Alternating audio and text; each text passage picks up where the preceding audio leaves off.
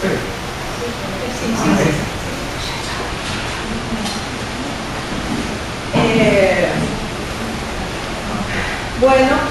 buenas tardes. Hoy en nuestro primer seminario del año 2017. Bueno, nos visita el profesor Jorge Bellorín del Departamento de Física de la Universidad de Antofagasta.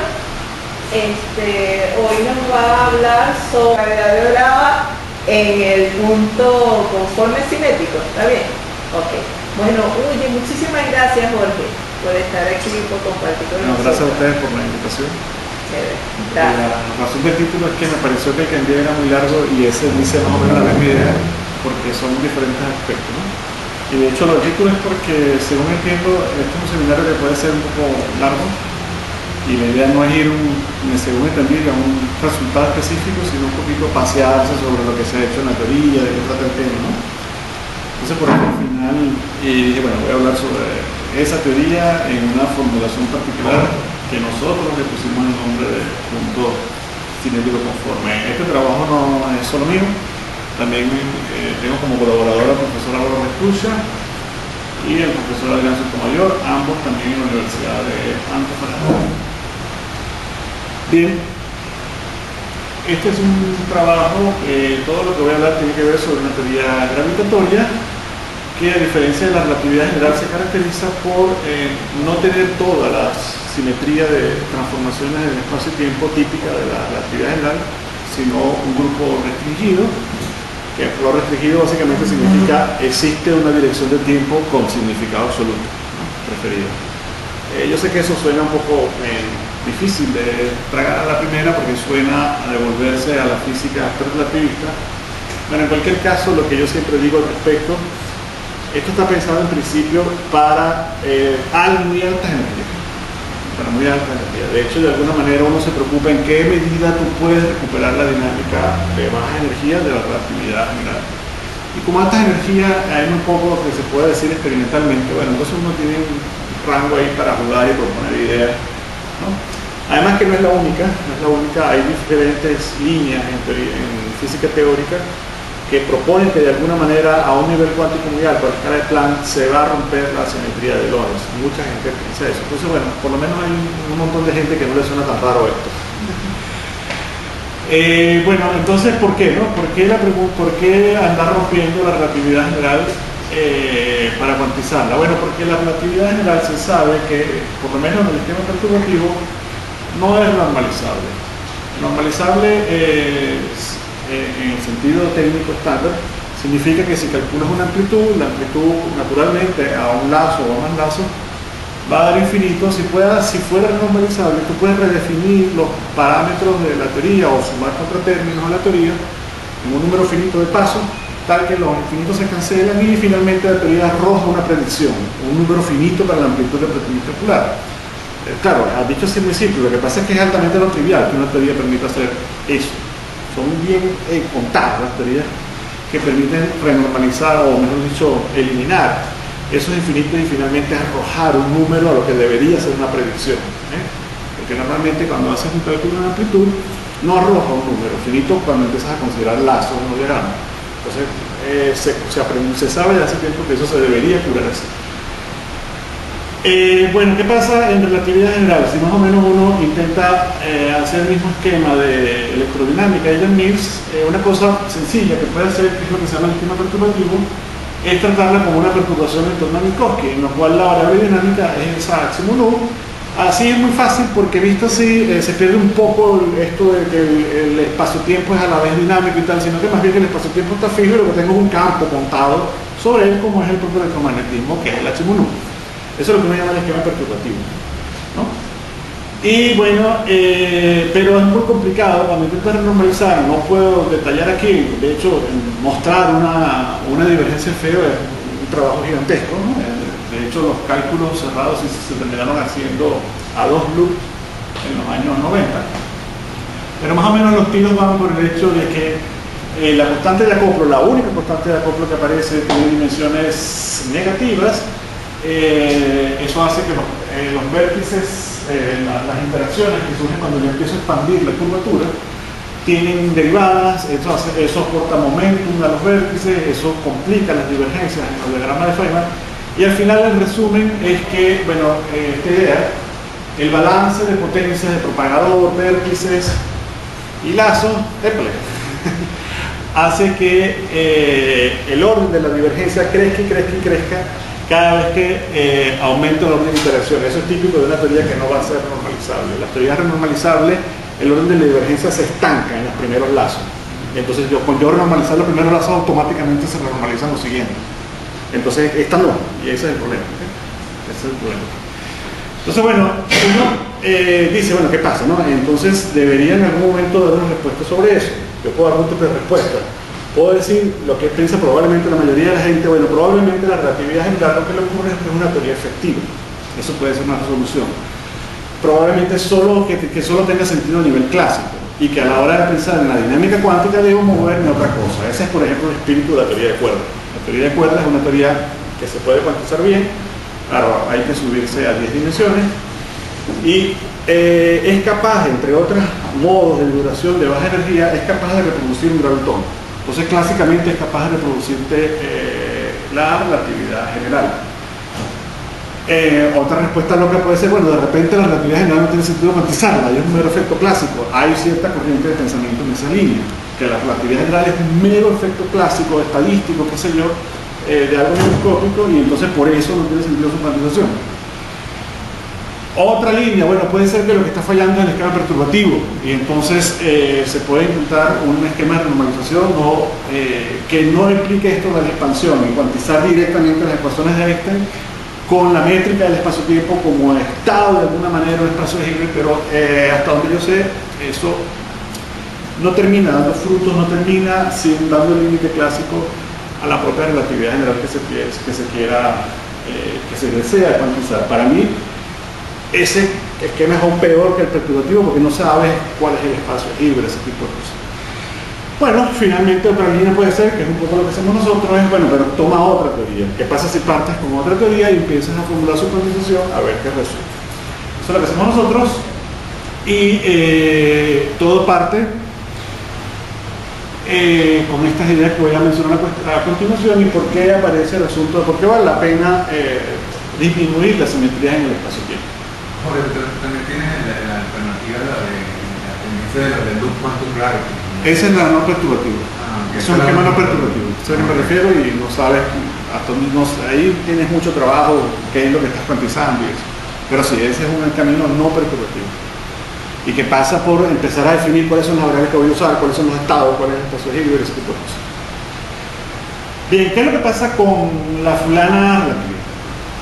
Se sabe, y esto se demostró específicamente en los años 70, que si en lugar de yo empezar a calcular diagramas de Feynman con la teoría de Einstein, comienzo con una de altas derivadas del lenguaje que quiere decir que incluir R cuadrado, en ese sentido, curvatura cuadrada, pero covariante, en el sentido de que esa R que está ahí es la del espacio-tiempo, o sea que esos son buenos escalares que pueden entrar en un lagrangiano, se sabe que mejora el asunto de las divergencias.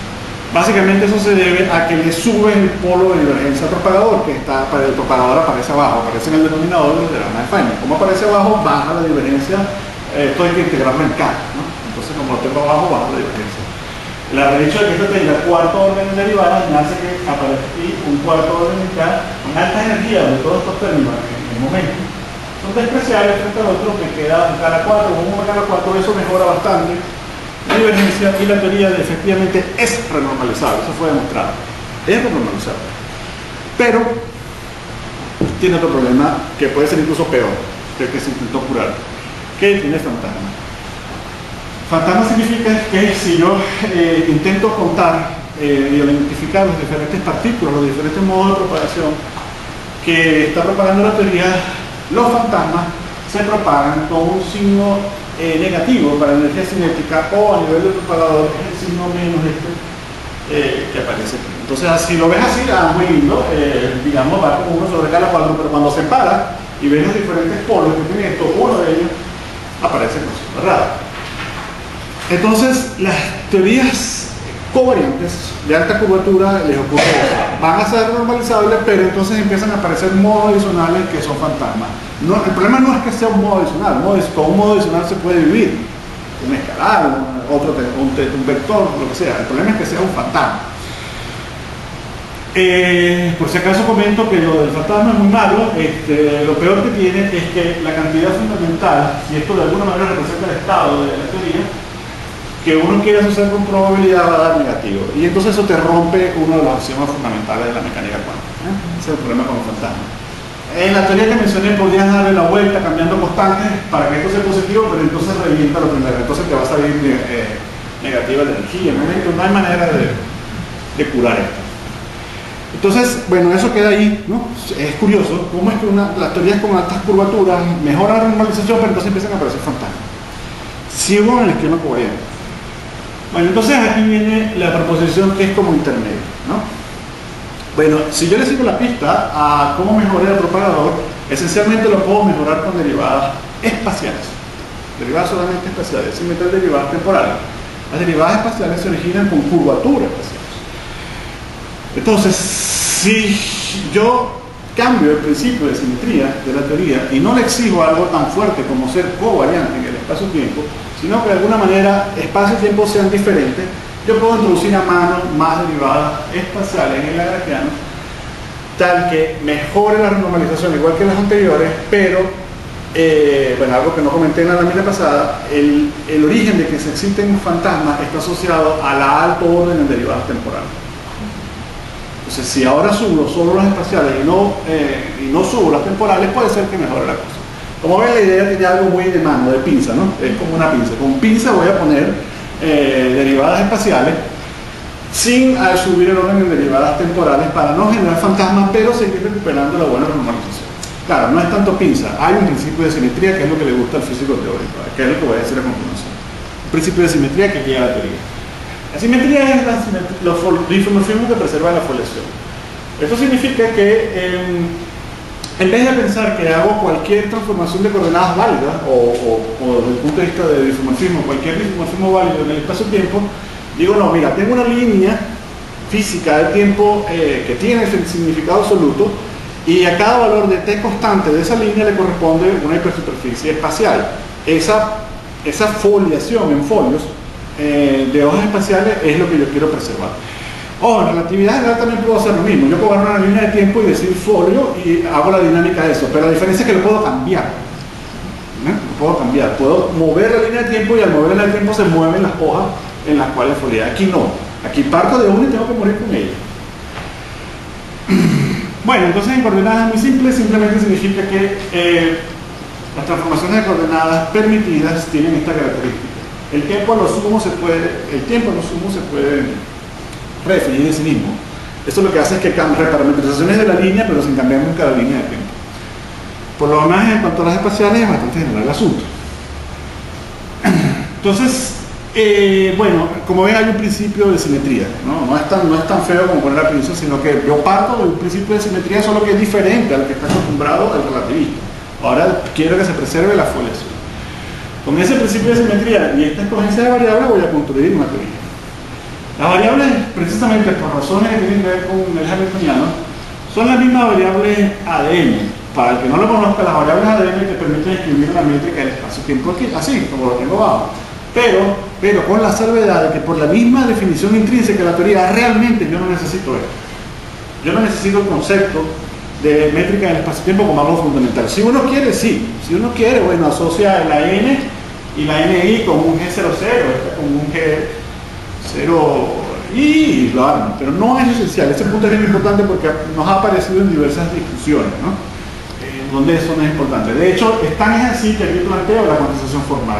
La cuantización es sobre el espacio de esas tres variables y nunca pretendo de que haya una simetría que las mezcle, por eso las tengo separadas en la medida.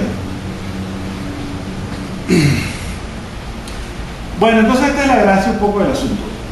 Con ese principio de simetría, mis lagrangianos pueden tener esta estructura. Puedo poner términos de segundo orden que voy a poner a propósito que se parezcan a la relatividad general, porque yo en algún momento quiero que esta teoría se parezca a la relatividad general. Pero corrijo o modifico con términos de alto orden que solo tienen curvatura espacial. solo tienen curvatura espacial. ¿Por qué? Porque con esos términos vuelvo a lograr el mismo efecto que mostraba anteriormente, de cómo se mejora el propagador, pero sin en principio introducir modos adicionales, modos fantasmas, que están asociados a polos endómegas, si ustedes quieren. Por una simple cuestión de contar las unidades, se sabe a priori para que sea renormalizable, como mínimo ese valor de z tiene que ser igual a la dimensión espacial, entonces tiene que ser 3 en 3 más 1. Por cierto, esta es otra cosa de esta teoría. Esta teoría a mí me gusta en lo personal, porque dentro de todo trata siempre de estar cerca de la relatividad general y del mundo que se conoce. Eso está en 3 más 1. Está en 3 más 1. A mí me gusta eso. Lo que estoy cambiando es el principio de simetría. A mí me encanta esta teoría por eso, aunque a mucha gente no le guste, porque siempre insistimos como que tocar tierra, ¿no? Siempre insistimos en estar cerca de lo que se conoce. Déjenme comentarles que, digamos, porque dicho así está escrito, tal cual como lo puse aquí, está escrito en el proyecto original de Bravo. Dicho así parece un juego muy simple. Listo, resolví todos los problemas. Introduje una curvatura espacial de cualquier cosa, cualquier invariante de FDIF, y entonces tengo esto. No es tan simple. De hecho, la gente que oraba y otros más que siguieron la misma idea, hicieron esas pruebas con teorías escalares, poniendo derivadas espaciales de campos escalares, y les salía más o menos esto. Pero para demostrar que es así, digamos que el propagador se comporta de esta manera, 1, y 2, que de verdad no aparezcan modos adicionales, es mucho más complicado, porque esto es una teoría métrica, donde las variables fundamentales es un tensor y que además tiene vínculos, incluso vínculos de segunda clase. Entonces, la cosa no es tan trivial como decir heurísticamente, por este lagrangiano me van a salir estos y solo estos propagadores. No, eso es un trabajo grande que hay que hacer, y lo comento porque de hecho eso es nuestro trabajo. Parte de nuestro trabajo ha sido verificar bajo una formulación específica cuáles son los verdaderos modos que aparecen cuando resuelves con cuidado los vínculos de la teoría métrica original, no modelo de juguete del campo escalar. Por eso lo tengo resaltado ahí en rojo. Si me extiendo demasiado y el tiempo se me va, me avisan, me hacen una señal. Pero yo creo que se me da tiempo a hablar todo lo que quiero hablar. Bueno, entonces ahora les presento la teoría. Para el que no conoce relatividad general en... pues ahora. No. Para el que no conoce relatividad general en ADM, bueno, esa es la guía. Relatividad general en variables ADM es la guía que usó Orava para formular su teoría. No fue una iluminación gratuita, sino básicamente se la copió. Relatividad general en ADM es decir, esta lambda que está en rojo, póngala igual a 1, te voy a explicar por qué, y ese potencial B, póngalo igual al escalar espacial de curvatura, al escalar de la hoja espacial. Eso es la teoría de Einstein escrita en variable ADM. ¿Qué hace Orava? Bueno, lo siguiente. El punto fundamental es el del potencial. Como ahora yo tengo difeomorfismos más pequeños, difeomorfismos que básicamente no me van a mezclar el tiempo con el espacio, lo único que necesito para el escalar es que sea un invariante bajo el FDIF, bajo el difeomorfismo de la parte espacial. Eso es muy rico. Ya no tiene por qué ser estrictamente solo el escalar de curvatura que proviene de descomponer la teoría de Einstein. Yo puedo poner cualquier cosa que sea un escalar bajo el difeomorfismo que preserva la fluorescencia. De hecho, tanto es así que además aparece este tensor, este azul, que se llama vector aceleración de la hipersuperficie. Recuerdo que esta es una de las variables ADN.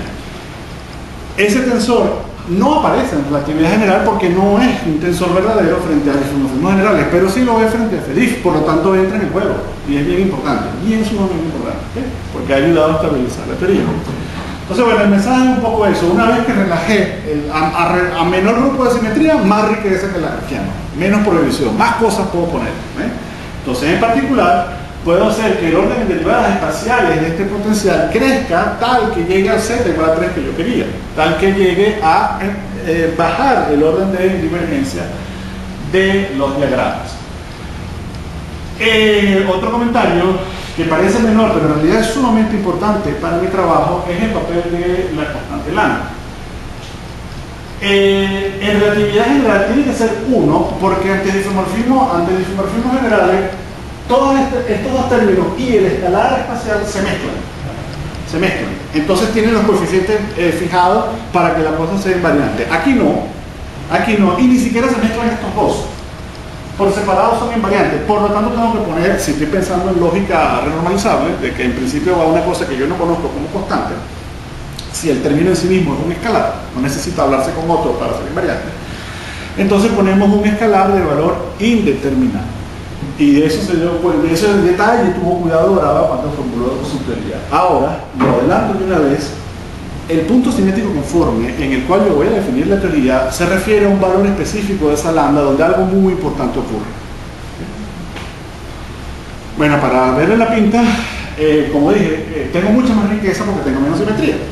Entonces, bueno, puedo poner un montón de combinaciones en el potencial. De hecho, el potencial se ha considerado el potencial general por, digamos, todos los términos inequivalentes. Pueden llegar a ser al orden de 100 si yo trunco la teoría hasta z igual a 3, que debería ser el mínimo para tener algo normalizado. Ahora, todo lo que acabo de hacer es como la presentación general de la teoría.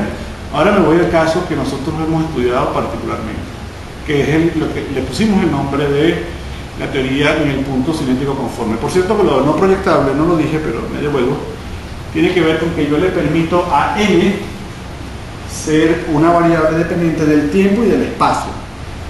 Los FDIs permiten en principio que lo haga solo dependiente del tiempo, y es una teoría consistente en sí misma, pero ese no es el caso que yo estudio. No quisiera caer en esta discusión porque me voy a entender mucho. Tú dices, esa acción es invariante. Pero es equivalente a la acción de daño. No. Solo lo ponía por ilustración. Solo cuando lambda igual a 1 y cuando el B es R, el R espacial. Pero digamos, es la estructura. Lo mencioné por lo de la estructura. Bueno, ahora me voy con este punto.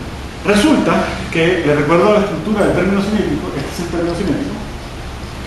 El cinético es porque tiene la derivada temporal. Es el único sitio donde está ese. Si lambda vale 1/3, ese término cinético quiere simetría conforme. Es el único valor donde eso ocurre. La transformación conforme es la que está presentada allí, con esos pesos específicos. Fíjense que es bien curioso porque es anisotrópica. N va con 3 y G con 2. Se ve claramente que esto no es covariante. Esto es algo muy preciso de la FDI. Entonces, claro, por otra parte, no es que la teoría sea conforme, porque también tienes un potencial, y el potencial en general no es invariante o covariante frente a esa transformación. Entonces, solo el término cinético. Entonces, por esa razón le ponemos el nombre del punto cinético conforme. Es importante que no sea toda la teoría, porque si toda la teoría fuera conforme, esta es una teoría en cierto sentido muy restringida. Las teorías conformes no tienen escala, ese tipo de cosas no sirven para hacer física de la vida real. ¿Okay? Sería muy fuerte tener una teoría conforme. Entonces aclaro, porque este punto ha surgido una y otra vez que la gente pregunta, bueno, pero esa teoría es conforme. No, es solo el término cinético. Solo el término cinético. Ella no es conforme. Bien, desde el punto de vista de la dinámica, ¿qué tiene que ver, qué implicaciones tiene esa aparición del cinético conforme en la dinámica? Bueno, aparecen vínculos nuevos sumamente importantes. ¿Qué es lo que ocurre? Como esto es un poco, tengo tiempo, creo que puedo explicar qué es lo que ocurre. Normalmente no me salto esta parte, pero aquí no lo voy a hacer. Como mandan las reglas, usted hace su transformada de lambda y calcula la relación entre el momento conjugado y el estado de vector acá, en ese punto. Uno desea, en principio, despejar, resolver ese punto en términos de los momentos. Eso implica invertir esta matriz. Hipermatriz de 4 índices, donde la G, donde la métrica es vista como un vector. ¿No? Naturalmente implica invertir esa matriz. Claro, entonces surge automáticamente la pregunta, bueno, esa matriz siempre es invertible. Precisamente para lambda 1/3 no es invertible. Si lambda no fuera 1/3, siempre es invertible y no pasa nada. Usted resuelve su velocidad en términos de su momento y sigue. Cuando lambda vale 1/3, no. Es singular, la propia métrica es un autovector nulo. Y por lo tanto, como ocurre en esos casos donde no toda la transformación es invertible, lo que aparece es vínculos primarios. No puedes invertir por lo menos completamente todas las velocidades, entonces te van a aparecer vínculos primarios. El vínculo que aparece es la traza del momento, si usted lo quiere ver así. Que por cierto es curioso, él es el generador de las transformaciones conformes, pero repito, esta teoría no es conforme. Eso va a significar aquí que eso es un vínculo de segunda clase. Bien, insisto en la idea, me ha aparecido un vínculo P igual a 0 asociado a este valor. Si yo no estuviera ahí, no aparece.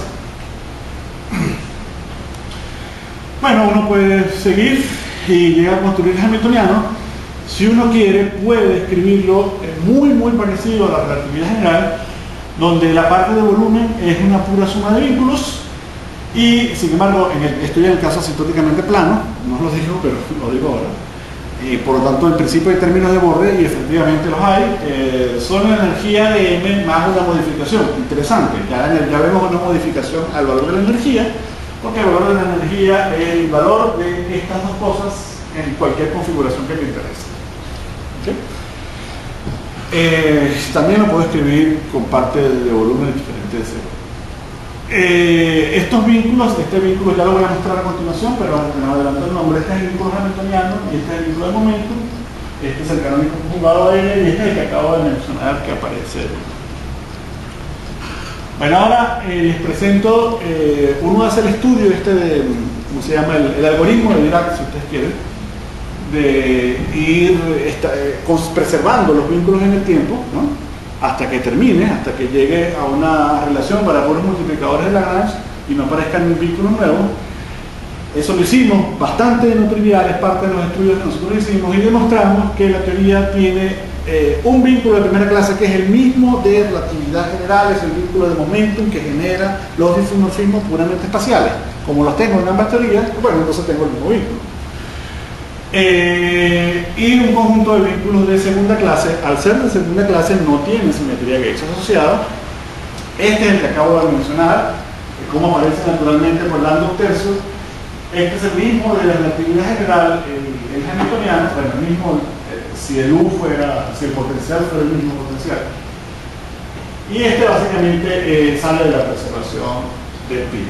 Otro punto importante es que lo que sería el vínculo hamiltoniano de la relatividad general, aquí es de segunda clase. En relatividad general es de primera clase. Eso significa que en relatividad general tengo una simetría adicional. Claro, la simetría que me permite mezclar el tiempo con el espacio. Y básicamente el hamiltoniano es el generador asociado. Aquí no tengo esa simetría, pero sí tengo el vínculo. Es una cuestión de la dinámica, no la puedo evitar. Pero entonces lo que hace es que pierde su carácter de primera clase y pasa a ser de segunda clase. Bueno, esto lo comento solo por el que le interesa el asunto de Dirac y porque en algún tiempo esto se dudó. Se atacaba a la teoría diciendo que la estructura de vínculos no cerraba, que empezabas a aplicar el programa de Dirac y nunca terminaba, o te salía un número impar de modos en el espacio de fase y tal. Eso es falso. Nosotros rigurosamente para esta teoría también lo hicimos para el caso del quinto de un tercio.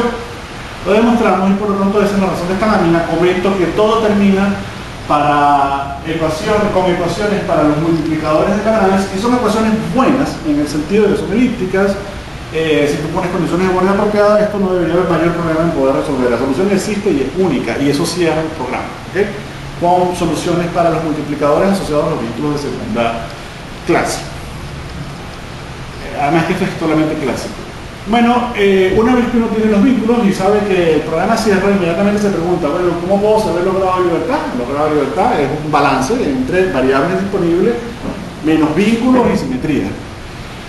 Cuando hace eso, resulta que esta teoría propaga exactamente dos grados, dos modos de polarización, dos grados de libertad, que son exactamente el mismo número de modos de la relatividad general. Repito, son exactamente el mismo número de modos. ¿Por qué insisto en esto? Porque esa es una propiedad del punto simétrico conforme. La teoría completa, o sea, la teoría fuera del punto simétrico conforme propaga un modo adicional. La razón de eso está aquí. Es porque la teoría que no es esta, no tiene estos dos vínculos. Como esta sí las tiene, esos te cobran ese modo adicional. Te comen ese modo adicional. Entonces, bueno, para mí esto es sumamente interesante porque, repito, a mí me interesa mucho lo que queda siempre cercano a la realidad que se conoce. Entonces es interesante tener una teoría que tiene los mismos modos de propagación de la relatividad general, pues entonces tú piensas, bueno, por lo menos en algún límite la dinámica debe ser muy parecida, en algún límite de baja energía, pero que tiene mejores propiedades cuánticas, ¿no? Me parece, para mí es bastante interesante seguir analizando, ¿no? En cualquier caso, el otro caso también es interesante en sí mismo, bueno, es cuestión de que al final depende quién es más rica en fenomenología, quién se cuantiza mejor, ese tipo de cosas. Bien, déjenme mostrarles una discusión acerca de cómo demostramos que la teoría finalmente es renormalizable bajo el esquema de conteo de potencia. Nosotros calculamos el propagador. De verdad, como les decía al principio, no como de los de juguete, no pensar, porque tengo tantas derivadas, me tiene que salir así. No, no, no. Calcúlelo. Y calcularlo significa básicamente, calcula la teoría en torno a Minkowski perturbada, porque este es el esquema perturbativo. Calcula la teoría perturbada considerando absolutamente todos los términos que contribuyen al segundo orden de perturbación. Porque todos ellos contribuyen al propagador. Segundo orden en una teoría se considera el orden libre, ¿no? Por eso es el propagador. Bueno, entonces hay contribuciones de todas las órdenes en cuanto a derivadas, quiero decir. Z1, Z2, Z3, por lo tanto es bien complicado, pero al final se puede hacer. Y empezamos a analizar. Bueno, entonces perturba. Empieza a analizar, a eliminar variables por los vínculos y las simetrías. El primer resultado es que con la de la parte espacial saco que esta variable y su conjugado son transversos, igual que la relatividad general. Estos dos vínculos de segunda clase eliminan estos escalares de momentum, bien. Y finalmente la parte más dura, eran dos de los vínculos que estaban en la tabla que mencioné, son esos hamiltonianos, que llamamos C. Son bien complicados porque ellos son diferenciales, son ecuaciones diferenciales de sexto orden, a diferencia de los anteriores que eran bien diferenciales de segundo orden o bien algebraico. Pero bueno, afortunadamente en gravedad pura, en ausencia de fuentes, se puede demostrar que después de todo la solución es cero. La solución existe, es única y es cero, con condiciones de Borel apropiadas. Básicamente todo consiste en demostrar que esta matriz es invertida. Y lo hicimos, ¿ok? Bueno, no tiene mucho sentido quedarme con eso, lo que importa es el resultado. El resultado es que esos escalares también son cero, por lo tanto te quedas exactamente en la teoría perturbativa con los modos transversos sin trazas, que son la misma relatividad general si tú cuantizas la relatividad general en el gauge transverso. Eso es bien lindo, ¿no? Siempre siento que ustedes salen bonitos los mismos modos HTT y su conjugado de la relatividad general, y de nuevo eso confirma, porque ya se sabía del análisis general, confirma que no hay modos adicionales, solo quedan los TT, transversos sin traza. Bueno, entonces aquí está el propagador lo obtienes al escribir todo el lagrangiano de segundo orden en perturbaciones, entonces obtienes el propagador. Estos son los proyectores apropiados para que esto tenga el comportamiento transverso sin traza. Y bueno, ya los resultados importantes empiezan a salir. Primero, que no hay más propagador que eso. Es decir, de nuevo, no hay modo adicional. ¿Okay? No hay ningún modo adicional. Segundo, no hay ningún signo menos para este propagador. Digamos, si yo le pongo los betas apropiados, ¿no? Entonces, no hay fantasma, ¿de acuerdo? No hay fantasma demostrado con el análisis de propagadores. En el caso, comento esto, en el caso del otro rango, cuando lambda no es un tercio, no solo que hay un modo adicional, sino que además es posible que se vuelva un fantasma. Es decir, como la teoría tiene constantes, tiene parámetros, hay una región, el espacio de parámetros, donde el propagador termina con el signo malo. Entonces es feo, ¿no? Feo. Aquí no hay nada de eso, porque es que ni siquiera está el modo adicional. Y los TT quedan siempre bien, con su propagador definido positivo. Bueno, en cuanto a las interacciones, a los vértices, hay que empezar a analizarlos para ver la renormalización. Es bien complicado, pero al final la enseñanza lo que importa es esto. Que el proceso de resolver los vínculos para esta variable HT y N a órdenes mayores, ¿okay? Los que mostré, las soluciones que mostré cero antes era a primer orden de perturbaciones. Para ver perturbaciones tienes que ir a órdenes siguientes, que es cuando empiezan a aparecer patas en los vértices. Entonces se puede analizar cualitativamente que a órdenes siguientes ocurre un balance de derivadas tal que la solución de ellos no altera el orden de momentum en los vértices. Y bueno, con todo ese aparataje uno puede empezar a evaluar cómo divergen los diagramas de Feynman. Eso sí, solo la divergencia superficial, que se llama, que es como la global, sin ver sus divergencias, sin ver la subdivergencia. Ese se puede calcular, el grado de divergencia global, o mejor dicho, el grado superficial, se le llama estrictamente, Y nosotros demostramos, haciendo con cuidado, cómo corren los loops, cómo corren las líneas internas en el momento y cómo corren los vértices, demostramos que el grado de iluminación superficial está acotado y está acotado por el mismo orden de los operadores que tiene el lagrangiano desnudo. O sea que los contratérminos necesarios son los que ya tiene, son del mismo orden que ya tiene el lagrangiano desnudo. La teoría es normalizable, por lo menos a nivel de divergencia superficial de los diagramas, o sea, a nivel de power quantum. En relatividad general, lo que hubiese ocurrido es que cada vez que hago un diagrama, el contratérmino que debo colocar es de orden mayor del cual del lagrangiano desnudo del cual comencé, y entonces nunca paro, porque entonces cuando intento renormalizar el nuevo tengo que poner uno mayor, y así voy y nunca termino, y por eso no es renormalizable. Este sí, por lo menos con el criterio somero o parcial, intermedio, como se quiera, el grado de divergencia superficial. Bien, lo cual es, bueno, para mí bien interesante. Ahora, como creo que hay tiempo y la idea es darse un paseo sobre las diferentes cosas que hay, voy a hablar de otro tema de la misma teoría, voy a hablar de comportamiento clásico.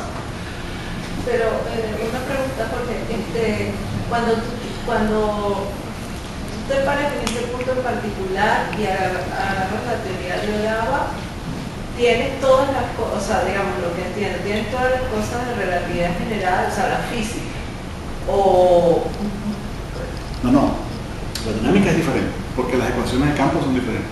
Lo que es igual es el número de grados de libertad que se propagan. Pero eso no implica que las dinámicas sean iguales. ¿Por qué? Porque bueno, las amplitudes te van a dar diferentes.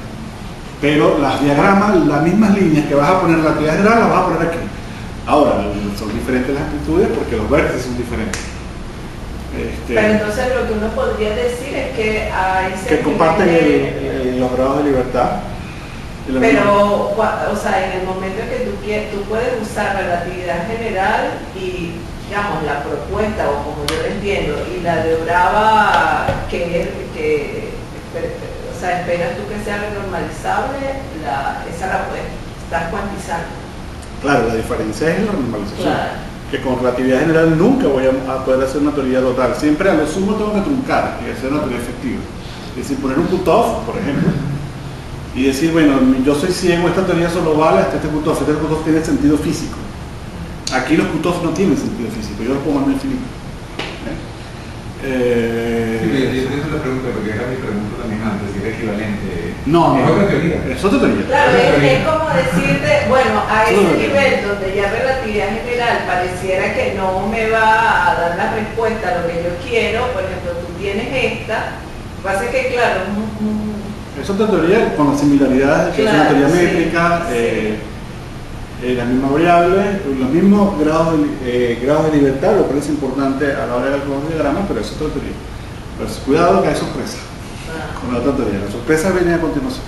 ¿Okay? Ya a nivel clásico, ¿no? Sorpresa a nivel clásico. Sí, porque esa es la pregunta, si la relatividad general la estamos midiendo experimentalmente, por ejemplo, con la onda. Claro, estás en el mismo calibre de la onda, por cierto. Sí, a ese respecto, en el traverso circular. A ese respecto, digo lo que es. Efectivamente, la relatividad general es muy sólida, sobre todo en observaciones de escala acelerada, astronómica. Por lo tanto, empezar a modificarla tiene un espíritu de rango. Yo voy a empezar a modificarlo pensando en que la modificación va a ser probablemente relevante en este momento. Claro, si me devolviera, no sé si vale la pena. A la lagrangiana en realidad hay términos de bajo orden que van a ser importantes a baja energía. Es discutible, ¿no? Si yo debería poner esos términos. Yo los estoy poniendo por generalidad. Porque probablemente por normalización en cualquier caso se van a generar por contratérmino. Pero, digamos, la idea original de modificar fue a altas energías, fue por los CP3, fue por poner los términos de curvatura. Eso por una parte, ¿no? Yo no quiero mandar a la basura toda la fenomenología de la relatividad general. Segundo, bueno, la relatividad general también tiene su fallo, ¿no? Está la materia oscura. Y es de escala astrofísica. Así que bueno, no digamos fallo porque es una palabra muy ruda, digamos discrepancia. En cualquier caso hay una discrepancia entre las predicciones de relatividad general y lo que se observa de cómo se mueven las estrellas lejanas, ¿no? Entonces, eso mucha gente también lo usa como motivación, por eso es un objetivo estudiando sopotosías, modificaciones a relatividad general a nivel clásico, por eso. por el asunto de la madre. Y luego si te vas allá a modelos cosmológicos aparece el asunto de la energía, peor todavía. Así que, bueno, yo no sé si se puede afirmar que la relatividad general es imbatible fenomenológicamente, está al punto de la materia oscura. Entonces, en cuanto a eso, en cuanto a observaciones, bueno, se ha medido, como bien sabrán, recientemente por fin se midieron las ondas gravitacionales en vivo. Entonces, bueno, se mide en el sentido de que se mide un pulso, y bueno, el pulso cuadra bien con los modelos que vienen de dos agujeros negros rotando y que hacen así, oscilan y después se absorben y forman uno solo, ¿no? Cuidado, que lo que se midió fue un patrón de onda, no es que se midió el agujero negro, porque he escuchado a un montón de gente decir se midieron los agujeros negros, que no. Si alguien se aparece con el mismo perfil, por ejemplo, dentro de la relatividad general, otra fuente loca, qué sé yo, produce el mismo perfil, pues es tan válida como la anterior. O que otra teoría con otra cosa loca, con el mismo perfil, bueno, entonces tampoco está descartado. En cualquier caso, se midió un perfil de onda. Se midió el patrón de dos objetos con cierta masa que se están colapsando. Ni siquiera tienen que decir que son unos objetos extraños, de tantas masas solares. Correcto, pueden ser agujeros de gusano, pueden ser estrellas muy supermasivas. Bueno, entonces vale la pena en ese sentido preguntarse, bueno, ¿qué dice tu teoría respecto a esto, ¿no? ¿Qué pasa con, qué dice tu teoría acerca de ondas, ¿no? El estudio que hay que hacer es un estudio inicializado, perturbativo, y resumo en esta transparencia lo que quiero decir. La actividad general dice muchas cosas y se hace muchos análisis numéricos acerca de ondas gravitacionales, pero ahora el más bajo posible, al más sencillo, más bajo quiero decir que la fuente es newtoniana. Es como si fuera una cosa que no tiene autogravitación y que es pura masa en reposo, si tú lo quieres ver así. El modo dominante para el HTT viene dado por la famosa fórmula del cuadrupolo de Einstein, donde el cuadrupolo es este momento cuadrupolar de la masa. El ρ esencialmente a orden más bajo posible, el ρ no es otra cosa que la masa en reposo del sistema, que es el T00 a orden más bajo posible. Repito, a orden más bajo posible, no intenten atacarme con correcciones siguientes y tal, y relativistas. Esto es newtoniano. El primer cálculo que se puede hacer de ondas gravitacionales es ese. ¿Okay? Bueno, entonces la relatividad general predice que hay dos modos de polarización, no masivo transverso, como bien son esas variables. Bueno, nosotros podemos hacer el mismo análisis, pero antes de hacerlo tengo que hacer un paréntesis. Yo puedo hacer una versión covariante, ojo, covariante, de la teoría que estoy trabajando si me limito hasta el segundo orden en derivadas en el potencial. Covariante. Usted se sorprenderá, bueno, ¿cómo es posible que una teoría al principio era no relativista y ahora va a terminar siendo covariante? No, el precio a pagar es introducir un campo adicional, un campo en cierta manera es puro. ¿Okay? O sea, no es que la pura teoría la voy a hacer covariante, introduzco un campo adicional con el cual aparece una simetría adicional. Entonces, esa teoría curiosamente se conocía antes que la teoría de Grava. Es la teoría más o menos famosa de Einstein-Ether, pero repito, es solo cuando tú pones el segundo orden en el potencial, el segundo orden de derivada en el potencial del lado de Grava.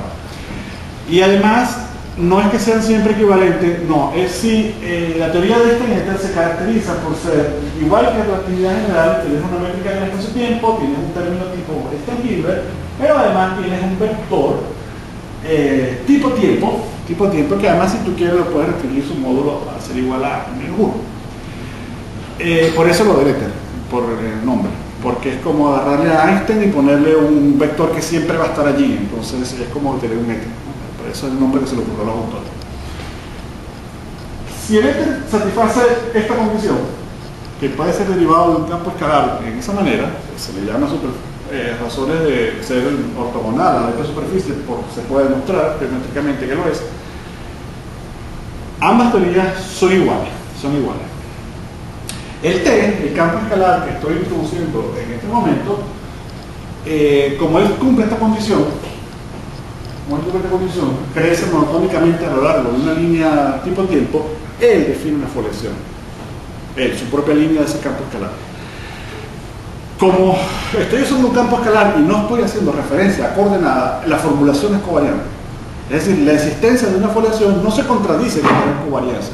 No, si el campo es dinámico. El campo que define la población es un campo escalar dinámico. Yo ahí no estoy hablando de coordenadas. Pero entonces el precio de patar es ese. Puedo tener un campo escalar que juegue el papel de definir la población. Bueno, entonces como dije hace unos minutos, si yo cojo mi teoría de Orava, me quedo, este sería el potencial, me quedo solo con los términos del segundo orden en derivada, esa acción que está ahí y la anterior son equivalentes.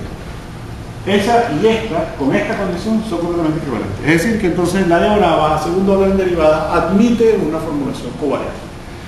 Para ver la equivalencia, lo único que hay que hacer, ahora sí, uso coordenadas, fijo el tiempo de coordenada a mi campo escalar y además uso variables ADN para la métrica espacio-temporal. Y lo último es identificar las constantes de acoplo que son diferentes. Entonces es bien lindo porque tengo otra manera de enfrentar la teoría, de una manera covariante.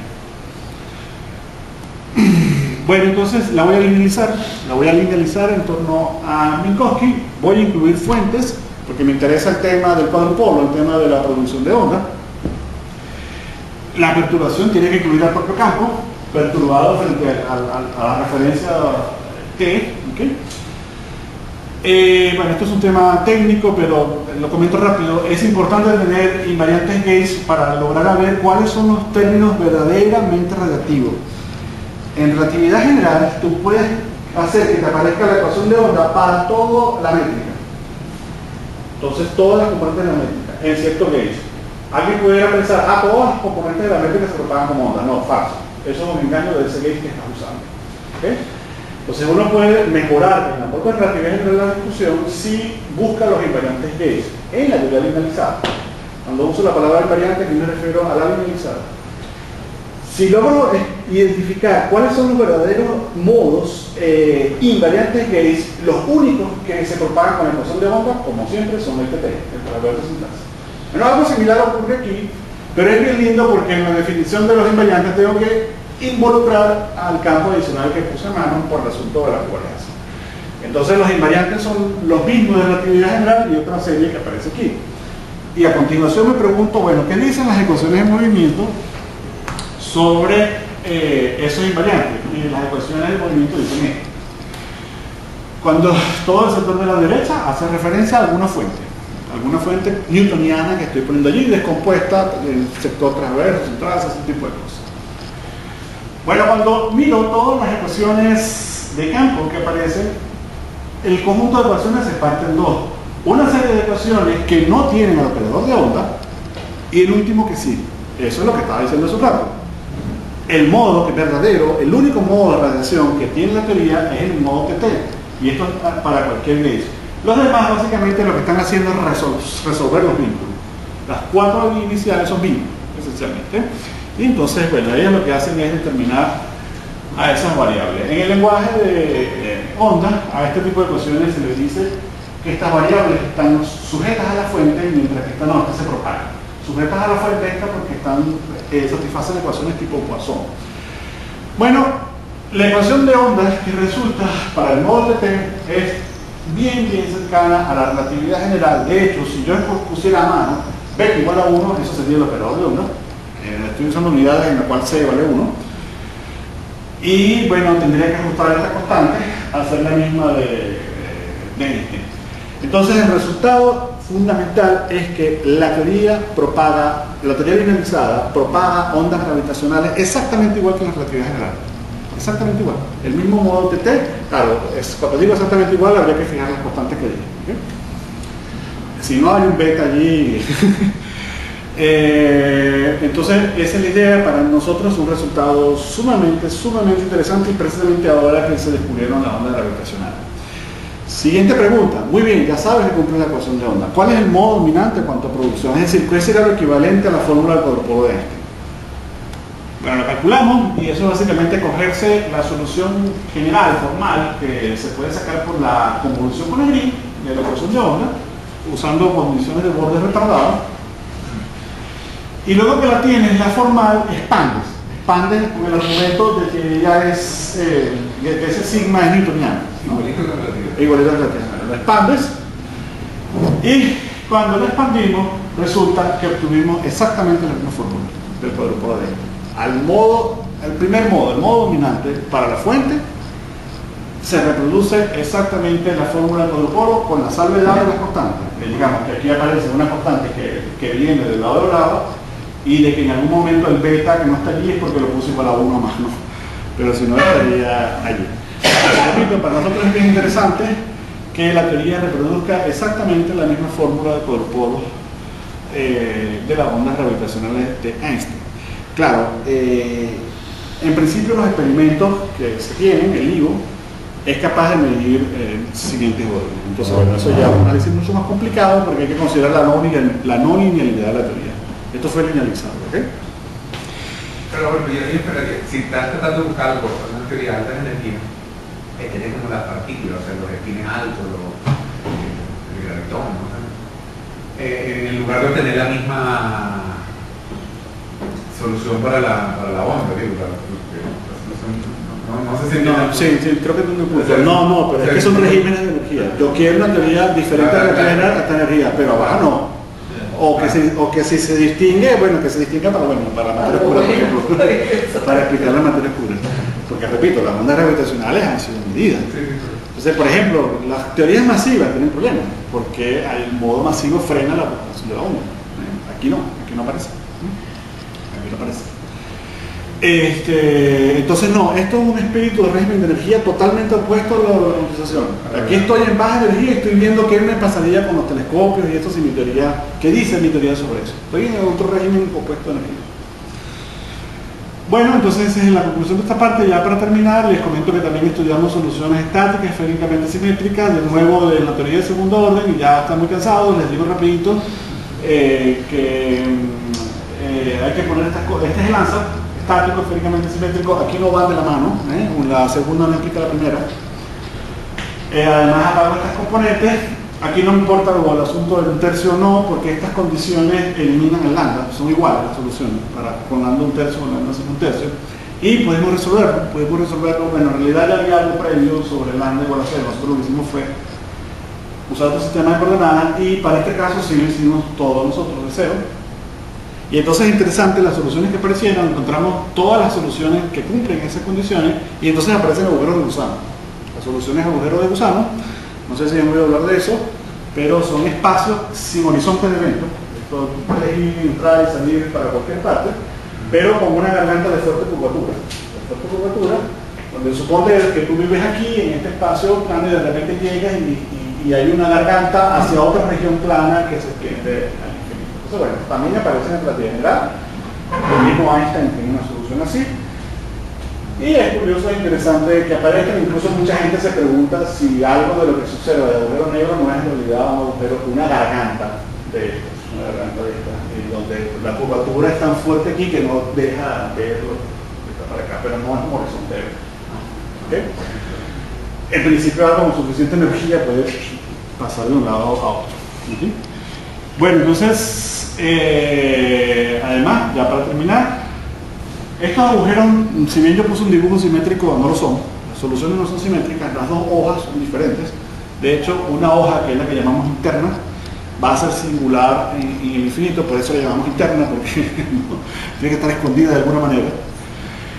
La que es regular, sin constante cosmológica, es asintóticamente plana, y la que tiene constante cosmológica negativa, curiosamente, en vez de adquirir la asintótica ADS, no, adquiere la asintótica de una solución que se llama Lipschitz. Bueno, no la puse, pero básicamente la solución de Lipschitz se distingue de ADS, de que en ADS aquí tendría un 2, mientras que aquí tengo un 2Z y Z es esta cosa acá. Esta es la diferencia. Es curioso porque parece que, por muchas soluciones que están apareciendo, parece que en esta teoría con constante cosmológica negativa siempre la asintótica es esa de Lipschitz, entonces da la impresión de que esto es un resultado general. Y bueno, eso es todo.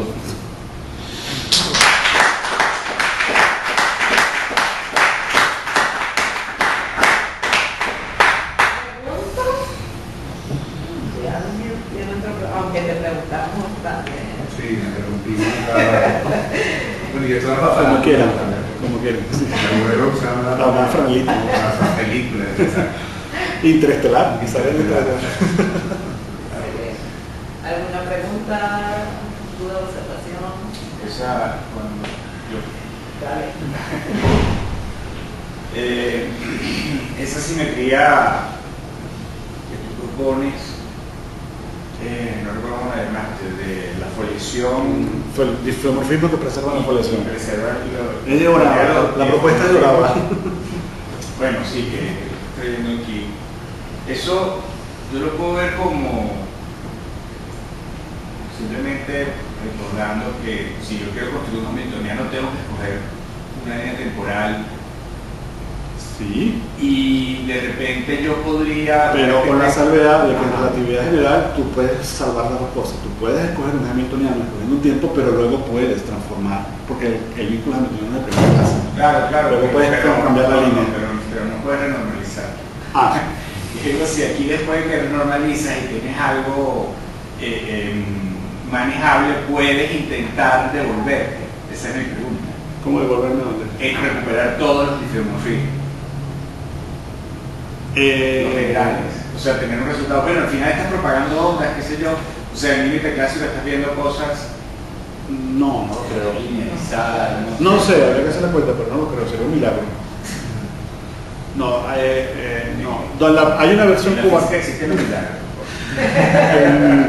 O sea, las amplitudes, para calcular las amplitudes fijas un sistema de referencia y probablemente la expresión no va a ser coherente. A diferencia que ocurre en electrodinámica. Fijo un sistema de referencia, pero me cuido de que el resultado siempre al final válido en cualquier sistema de referencia, por la verdad. Esa es la pregunta. Pero aquí lo si viene. habría alguna forma, si no se lo han planteado, pues claro, pero de pronto... No, bueno, es una pregunta que es bien importante, pero yo creo que falta mucho para llegar a eso. Yo creo que nadie ha calculado una amplitud todavía, porque esto es una variable, esto es una teoría con vínculos, donde la métrica y tal, y entonces hacer scattering es complicadísimo. Nosotros vamos todavía por la PowerPoint, en la normalización PowerPoint, pero ya tenemos los ingredientes para empezar a calcular amplitudes, pero tenemos el propagador. Si me cortamos a un sujeto orden de perturbaciones, tenemos vértices, y entonces, bueno, podría preguntarse eso, ¿será que por alguna razón las amplitudes terminan siendo coherentes? No sé.